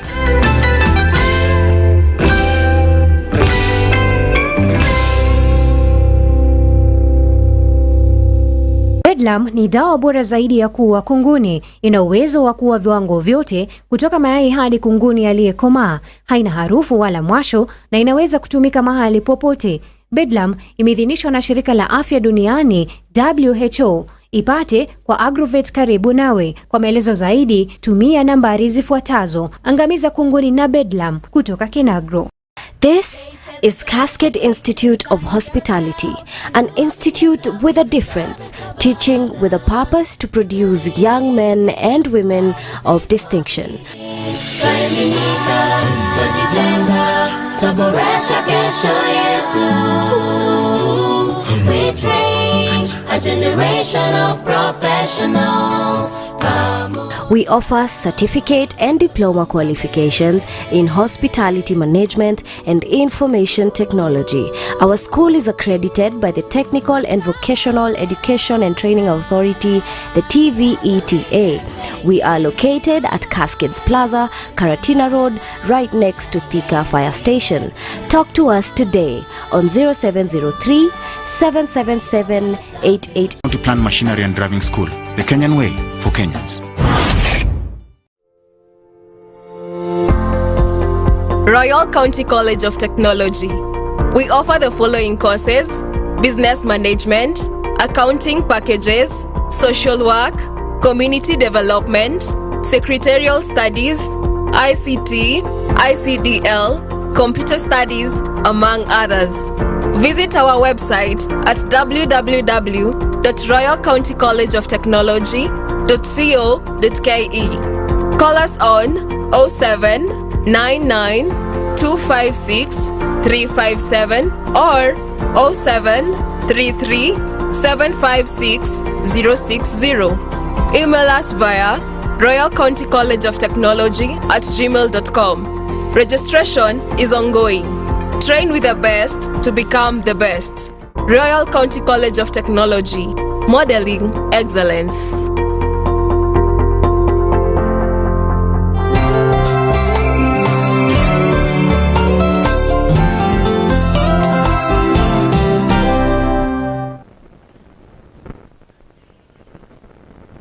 Welcome back. This is the Morning Dew Show. Let's talk with Werimo segment. And right about now, we are talking about dental care, particularly the mouth care. And before we went on break, speaking with Dr. Horo here, we were talking about proper brushing. And interestingly, there are people who will brush and have bad breath. So bad breath.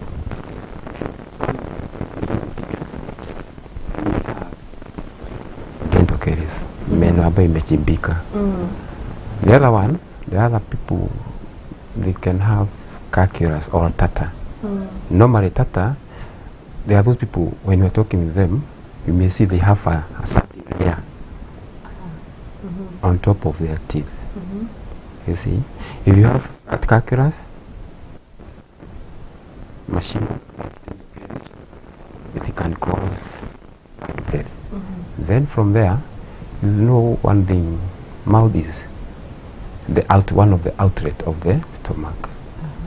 Yeah, even that one, maybe probably, your work is, you are somewhere, you are a secret somewhere, you are not talking, you stay for a long time. By the time you start talking, maybe you hear a smell, but that one is not bad. But most of the time, the causes of bad breath is calculus, that's tartar, dental caries. Does what I eat affect the kind of breath that comes out of my mouth? What you eat? No, not really. But mostly, you may hear maybe somebody who is taking alcohol in the morning. You see, that smell just come up. Yeah. Now that I know you've talked about, let me call them holes. Holes, because yeah. I'm not a dentist. Even holes are a good name for a layman. Yes, Yeah. because I'm not a dentist. Yeah. So how regularly should I maybe visit a dentist in case I notice my teeth are either cracking or such? Mostly we normally say it is good you visit your dentist twice per year for checkup. For checkup. But most of the time we normally get our clients when they have pain or they have problem, or maybe alikuwa nakula anasikia sasa kuna mambo inakuja kwa mdomo. Sasa ndipo unapata most client wanaenda kwa daktari. But you are supposed to go to a dentist even if you don't have problem for checkup. When you come tutajua kama kuna meno iko na shida, whether you are brushing your teeth well, maybe the other parts you are not reaching well, we will advise you. Yeah, that's why you normally say it is good you visit your dentist at least twice per year, but it's supposed to be regularly if possible. As much as possible. But if it's not possible, twice per year. Yeah. So for the people who do not maybe visit as it is required, what are some of the signs they could see and that would force them to visit, that would make it required for them to visit? Most of the time, one of them is sensitivity in their teeth. Another one is maybe you may see maybe their gum, maybe when they are chewing, or maybe wakati anakula kama kitu kama miwa anapata ile manini maganda anatupa iko na stains. Unajua sasa at that time atafikiria ai nimekula kashida, so ataenda kwa dentist. The other one is pain.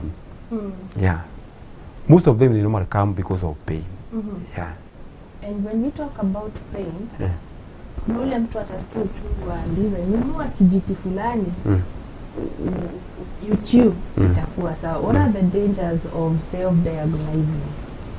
You see, the dangers, when you maybe feel you have pain, then you say I will just go and buy a Panadol or diclofenac. Hiyo sasa ni kama you are making that problem to be worse, not treating. Kwa maana wakati unasikia uchungu alafu sasa unaendelea unakunywa ka painkiller, so unajua ile shimo ilikuwa pale, hiyo painkiller haikumaliza hiyo shimo, so inaendelea kuchipika. Kama ilikuwa maybe ilikuwa imeanzia sensitivity na umechukua kadawa, hiyo sensitivity imeenda chini, by the time you realize your teeth are being destroyed, already the nerves imefikiwa. So ukikuja na kuelezea ile treatment nitakupatia maybe is root canal, ama sema nikwambie ni kungolewa. Na most of them wakikuja ukiwaambia the treatment ya root canal anasikia bei iko juu. So sasa at that time una lose your teeth or your tooth.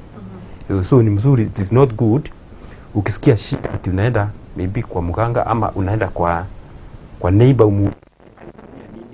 anasikia uchungu. It is good go to the dentist akuangalia meno yako ili ajue shida yako inatoka wapi. Kuna kitu umemention about root canal, about kungoa and being expensive. So does it mean just because I have a hole kwa meno yangu si kama ningolewe, ama what's the solution for feeling Inatakikana kila kitu Mungu amekucreate na kila kitu, yani kila kitu wekea meno yako iwe inatoka. Sana kwa maana shida lazima sikuje. As long as kuna meno already iko na shimo, ukikuja inatakikana tunaitengeneza, si kungoa. So we have different types of treatment. If you have a tooth, maybe you may have a tooth which is aching, maybe it's a roots. Maybe those roots wazatolewa. But wazakuja maybe iko na shimo, iko na pain, hiyo iko na pain inafanywa root canal treatment. It's an invasive treatment. Tunaingia pale ndani kwa pap chamber, unashiba hiyo kitu, unatoa zile nerves, kuna vile tunasema hiyo uchungu ulikuwa unasikia usiku inaisha. Maybe you may have a tooth which is decayed but it is sensitive. That which is sensitive but haijaingia sana, hiyo inafanywa. Kuna vile unasema tunaingia tunachimbua and I'm feeling the pain already. Si kuchimbua, si unajua sasa ni vile tu Lakini najiuliza, how do you handle such a patient mwenye anajua nikienda kwa dentist that is sindano na uchungu? How do you handle such patients? Most of the times unajua you normally treat our client the moment akiingia kwa mlango. Vile tu anakuja tu hivi, wewe unamwangalia tu. Unaona kama ako na uoga ama hana. Vile anakuja tu hivi, unamkaribisha majina yako, shida yako ni nini. Maybe kama unaona kama ako na uoga, waweza muulizia maswali mengine apart from, then from there una ile report mzuri. Then from there unamuulizia sasa shida yako ni nini. Sasa kama unaona uoga iko tu, mnaongea mpaka ana relax. Then from there unamuulizia sasa hii jino yako ulikuwa unataka tufanye nini? Anakuambia mimi nataka tungoe. Alafu from there unamwambia si lazima ingolewe. So then from there if it is possible unamweleza sasa hii tuweza ifanya filling. Then from there mwishowe maybe kiwa anaogopa hiyo shindano, unamwambia hiyo shindano hakuna uchungu. It's just na inanga there is no pain.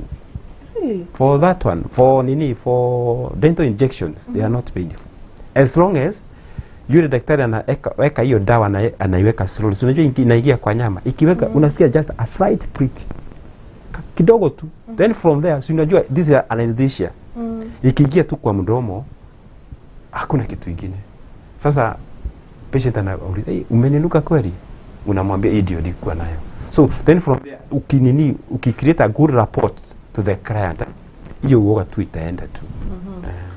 There's this patient watching us out there. Kuna mtu anatuangalia pale and anajiuliza, what do I need to check to know that I have gone to the correct dentist? First of all, ni mzuri si kuangalia ile ulebesho tupate maybe ameweka mafitu kwa nini kwa wore. One of the things kuna zile barua zinawekwa kwa walls. Unapata maybe there is a certificate of registration. Then from there unaona certificate zake. That's one thing. Kutoka hapo kuna hiyo kitu kingine. Kuna ile maswali wewe unaulizia. Utajua tu kama huyu daktari ni daktari wa ukweli ama just is a quack from nowhere. Lakini sasa ile ya barua, then from there unapata ameandika mzuri, then from there ile zile vitu utapata pale unatajua tu hapo ni kwa daktari wa meno. Lakini barua inakuweka kwa walls. Yeah. So it should be there always. It is supposed to be there. Hakuna huko singi. Yeah, it's supposed to be there. Yeah. I don't know if people have a problem with smiling. And especially maybe ukiwa na ile meno haiko ile straight sana. How do we fix that? Okay, for that one about smiling, you see there are those people with maligned teeth. Maybe akiwa mdogo, maybe wazazi wake hawakujua. So iko mara. Vile sasa hizo meno tunaweka braces. Kuna vile tunasi-align. Inakuwa smart. But it's a process. Normally it will depend with the malformation. As a maliza 1 year or 2 years. But there's a treatment for those people with maligned teeth. Then from there, you see, function ya meno, ni umeulizia about smiling, you are the facial appearance. Then from there ni kutafuna nayo. Unapata sasa for the aesthetic purposes, unapata kuna wengine wametolewa meno. You see? Kuna vile sina replacewa. Waweza wekwa, there is replacement ya meno. Waweza wekwa, tunasita dentures. Kuna partial dentures na kuna complete dentures. Kuna wale maybe wamepoteza meno yote. The whole jaw. Those one we normally replace them with complete dentures. And they are there. If ukiwekwa tu, unapata already amerudi vile alikuwa kitambo. Maybe umepoteza one to the, even that one it can be replaced with a denture. But there are others we normally call them crown and bridge, permanent. Waweza wekwa tu, ziko tu. That one will depend with sasa vile wewe unataka na mfuko yako. But Let's talk about briefly about taking care of this crown teeth, or the one, especially those ones that have a gum, they have to remove. Okay. Let's talk about that very briefly. Okay. For those are partial dentures or complete dentures, kuna vile, first of all, ukikula lazima unasitoa, unasafisha. Na vile unasafisha, you normally use a katamba, a cloth, and tunaona sabuni ya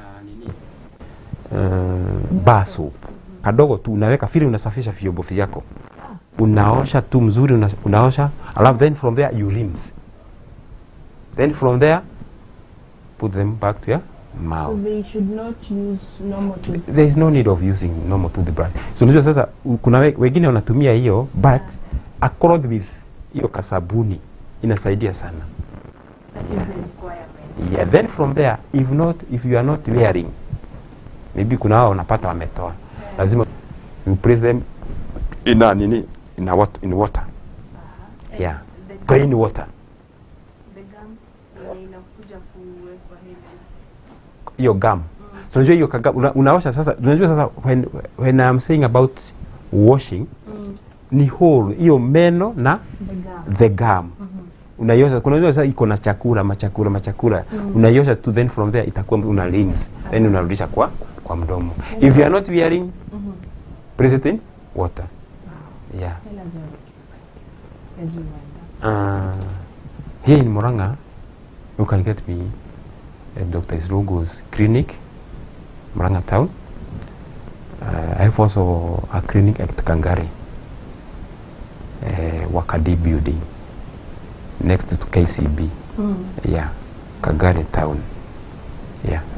Thank you so much for coming. I hope if I call you again, you will come. It's such a wide topic. We cannot exhaust it all in one show. So that's it for the day. Our topic on Let's Talk with Verumo was on dental care, particularly mouth care. And that's it. I'll be back in a short while with Kelvin.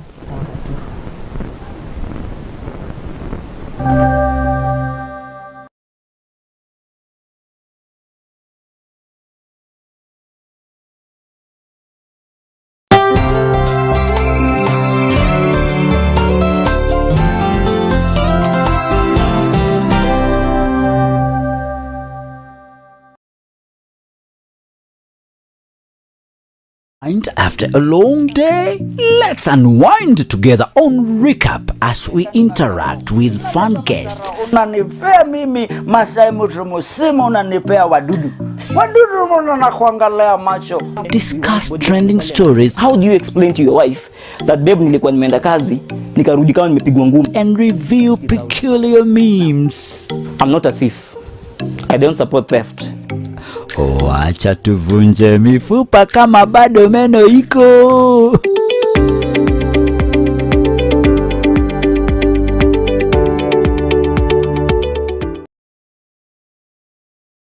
Shake, shake.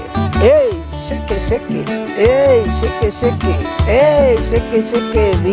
Viuno. Nakukaribisha mpenzi mtazamaji ndani ya Shake Shake, kipindi cha muziki wa rumba ndani ya Daisak TV, the cradle of goodness, na mimi Mama Afrika Elombe Mwasi. Hey, mambo yako sawa, na tunakuletea rumba. Tutakuwa tunakuletea rumba asili, rumba ya injili.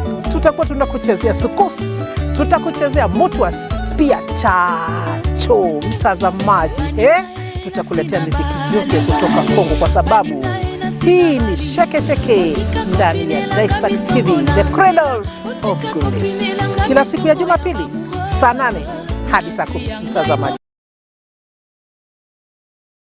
Welcome to the biggest, baddest, newest show gracing your screens. I'm Justin, but you can call me Justo. My name is DJ Case Kenya.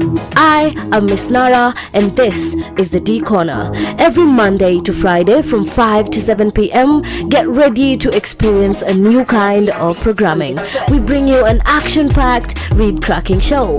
We keep you up to date with all your local and international celebrities on Catch Up. Sit back and relax as DJ Case Kenya plays all your favorite hits from across the globe. We care about your well-being, so we'll discuss all matters Choice lifestyle. From nutrition to health and fitness, from business to education, there is something for everyone. Get to know more about your favorite celebrities as we talk to them one-on-one. Join us on Real Talk, where we tackle real issues facing the youth with lots of laughs along the way. Only on Dissect TV, the cradle of goodness. You've got to love it.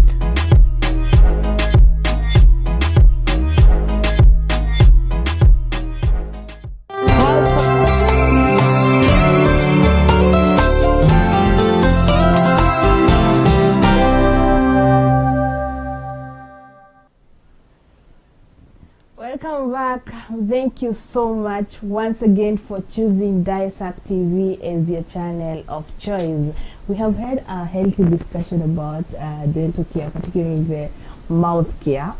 And one thing I've learned is that you should be brushing every time, like twice a day.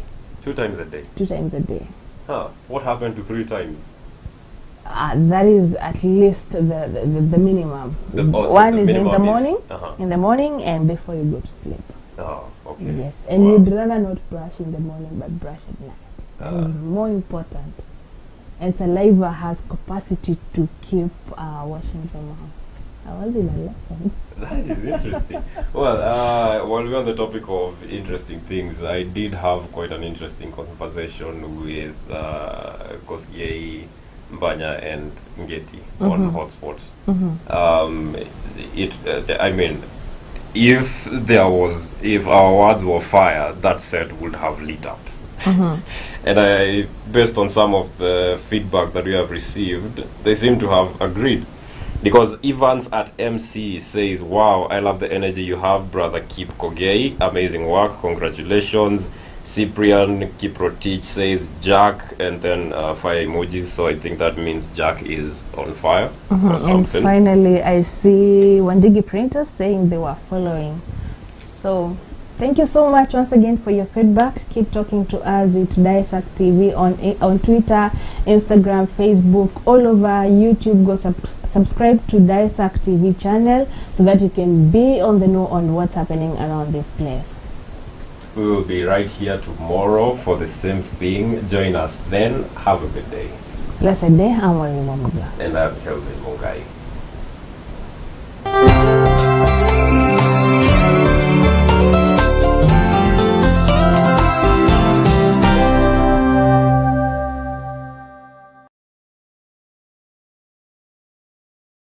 A sense of who we are as a society, as an individual, or as a nation.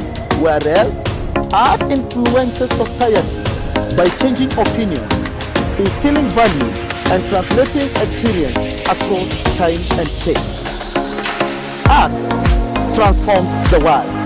Join me, Boni Gaidori, as I bring to you the craft in art and culture.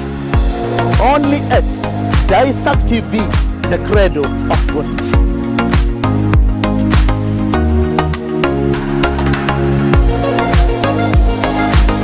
We value your feedback and welcome any comment, query, or complaint regarding our programs. Get in touch with us on 0724 121 812 or email complaints@dissecttv.com.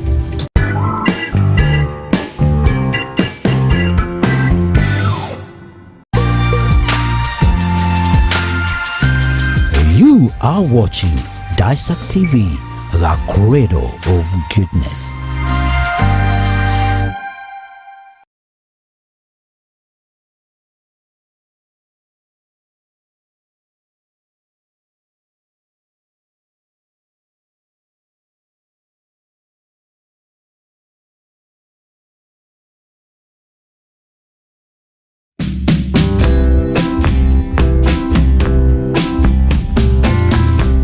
So welcome to Junction View Estate. This is a project that is 100 meters off Mwea Makutano Road. The project is due for commercial. As you can see, it is a few meters from Makutano town. The plots have already title deeds. Again, the red soil is red soil. The size is 50 by 100. and the plots are only going, get this, they are only going for 1.2 million shillings. And I've just told you, the plots have already title deed, so all you need is to come, see, identify your plot, and then you proceed and transfer the title into your team. When you talk of deposit, come with as little as 50,000 Kenya shillings. You can make a deposit and acquire and own a plot with us. Thank you so much. You can also reach us on this number 0700 048 048. You can also get to our office, Makutano office, just next to Fortune Circle. We also have another office at Keno Town, that's just right opposite KCB as you head to Moranga Town. That's a few meters from County Supermarket as you head to Moranga. At Wickrad Property Company Limited, we partner with you in actualizing your dreams of owning a plot or a property for a better future. Thank you and welcome.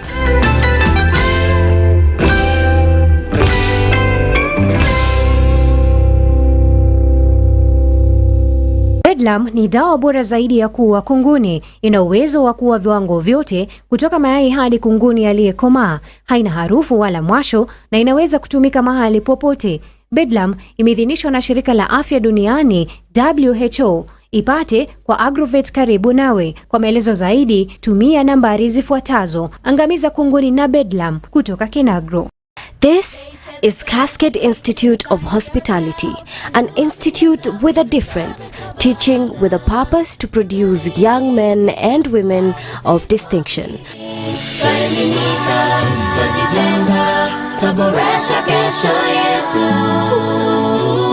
We train a generation of professionals. We offer certificate and diploma qualifications in hospitality management and information technology. Our school is accredited by the Technical and Vocational Education and Training Authority, the TVETA. We are located at Cascades Plaza, Karatina Road, right next to Thika Fire Station. Talk to us today on 0703 777 888. That's 0703 777 888. Cascade Institute of Hospitality, an oasis of excellence. January intake is ongoing.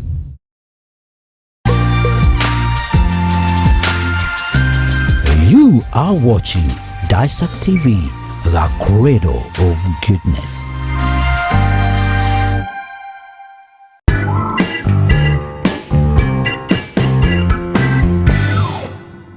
Kasali nakwambia hii kazi ni ya wanaume. Twende nyumbani. Hapana mami, nataka kujua kuendesha. Nataka kujua kuendesha. Wewe wachana na Kasheri. Sasa unauliza Kasheri nini? Nakwambia makosa hii kazi ni ya wanaume.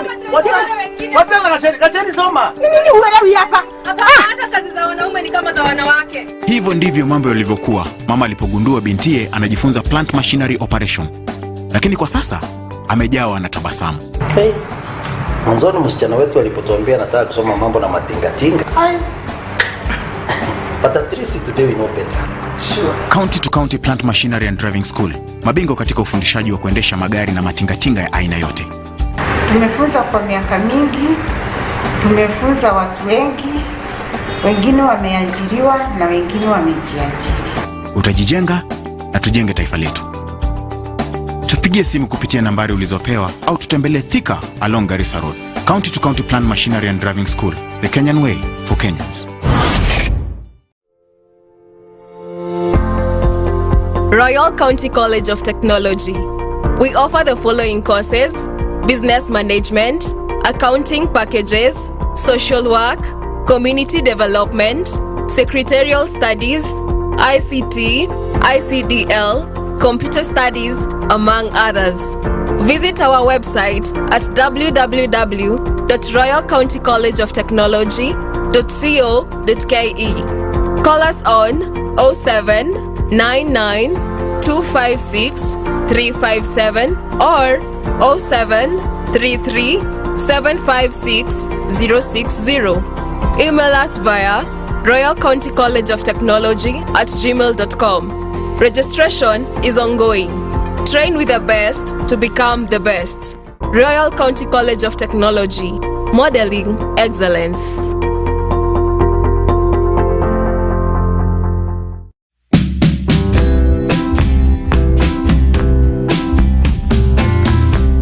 So welcome to Junction View Estate. This is a project that is 100 meters off Moya Makutano Road. The project is ideal for commercial. As you can see, it is a few meters from Makutano town. The plots have already title deeds. Again, the red soil is